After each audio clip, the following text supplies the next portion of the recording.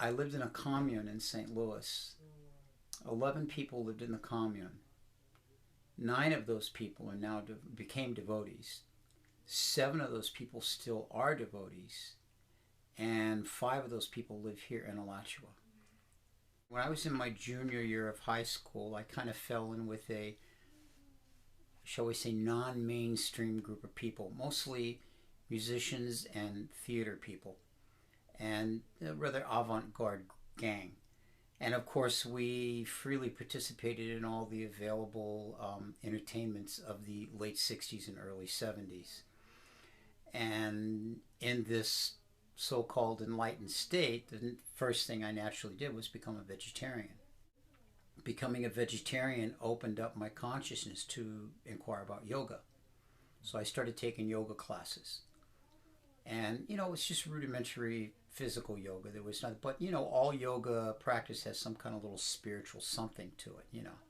Even if it's just basic, it's got some quasi-spiritual thing. So that kind of started me down that direction.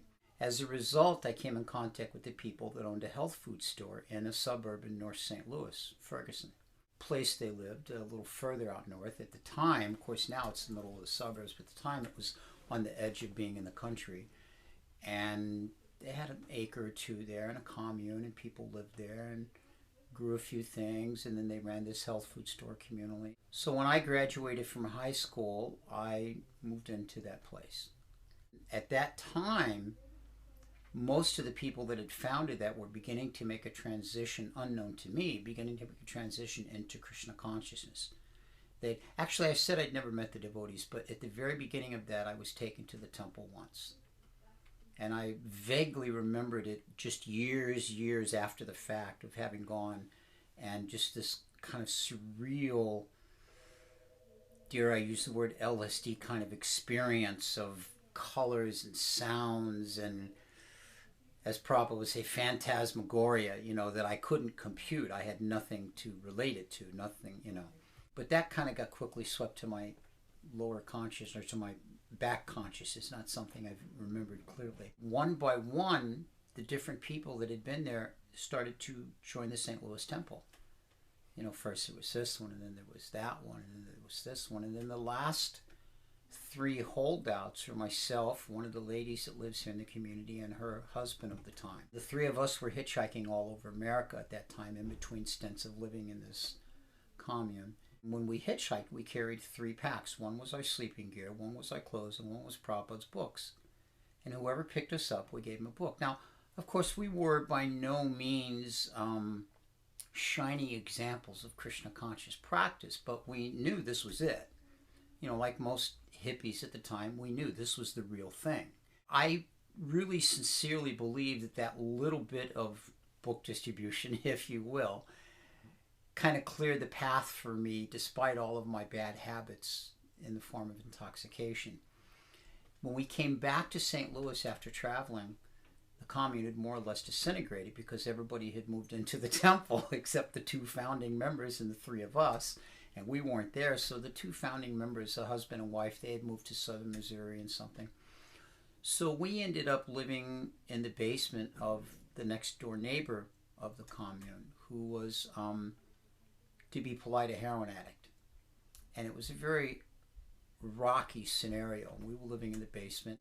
The person we were spending most of our time with at that time was very well known as the main conduit for certain types of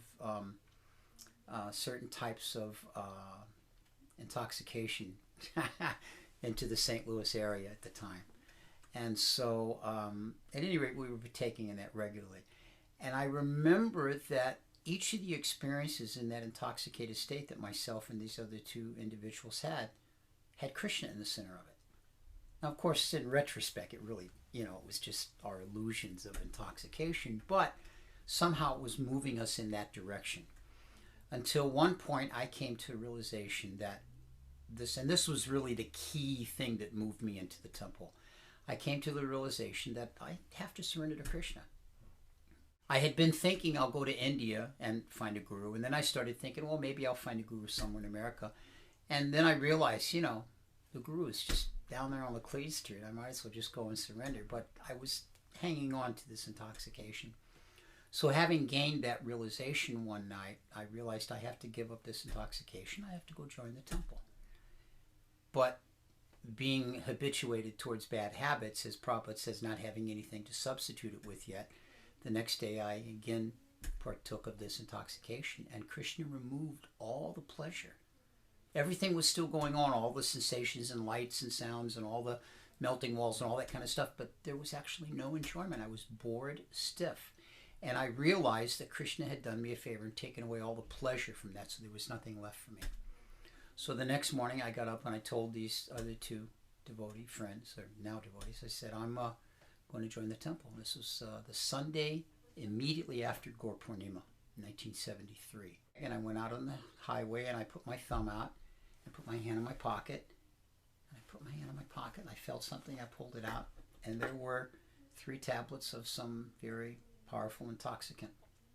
And I looked at that, and I looked at my thumb, and I looked at that, and I looked at my thumb, and I threw down the intoxication, and immediately a car pulled over and picked me up and drove me right to the front door of the temple, which was no short distance. It was at least some 30 miles away. The devotees that had joined prior to me from that commune were quite scholarly. They were very well read and had studied, all of them. So the temple president just assumed I was from that same commune. I must be of the same ilk. Fortunately for me, I was never asked to take any tests, and he just let me move right in. But it soon became obvious I'd never read a single book. I'd never met the devotees. I hadn't engaged in any practices of chanting with any sadhana, any type of, I just chanted while I hitchhiked, I chanted while I was cooking food, whatever. But somehow or another, Krishna let me slip in the door by his causeless mercy, and Prabhupada brought me in. And the temple president actually told me 2 or 3 months later, he said, if I knew when you first came you didn't know as much as you didn't know, I would have never let you move right in. That's how I got interested in and how I initially made the move to join Krishna consciousness. Everybody I knew that meant anything in my life had become a devotee, so I knew this was what I had to do. And I tried to hold on to my enjoyment, and Krishna, okay, let me do you a favor, took all the pleasure away to where it was just boring. And then I had to make the ultimate decision. Okay, which do I want? The minute I did, he said, okay, come. What's that Prabhupada says, when we take 1 step to Krishna, he takes 10 steps to us. So, there you go.